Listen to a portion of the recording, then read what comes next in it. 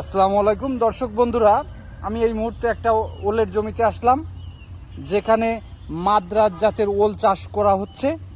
চাচা, এই আপনার যে ওল বাগান, এটা কতদিন পরে আপনি ওল উঠাতে পারবেন, খাওয়ার মতো উপযোগী হবে? ভাদর মাস। ভাদর মাসের দিকে আপনি এই ওল তুলতে পারবেন। এক একটা কতটুকু হবে?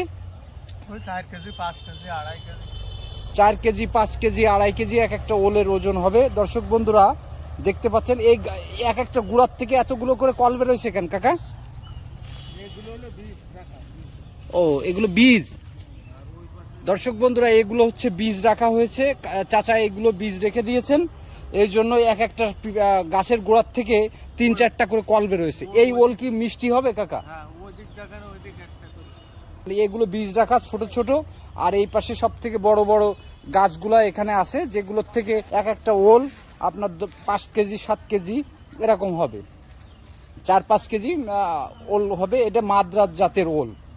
দর্শক বন্ধুরা, এটা একটা নদীর পাড়ে একটা জায়গা ছিল, নদীর পাড়ে পরিত্যক্ত জায়গা, এই জায়গাটাই উনি ওল গাছের চাষ করছেন। দর্শক বন্ধুরা, এই দেখেন ওল গাছের সাইজ যদি আপনাদেরকে দেখাই, যে প্রত্যেকটা গাছ, এই যে বড় গাছগুলো, এগুলো একটা একটা 4-5 কেজি করে ওল আসবে। তো দর্শক বন্ধুরা, ভিডিওটা যদি ভালো লাগে অবশ্যই লাইক, কমেন্ট এবং শেয়ার দিবেন। ধন্যবাদ।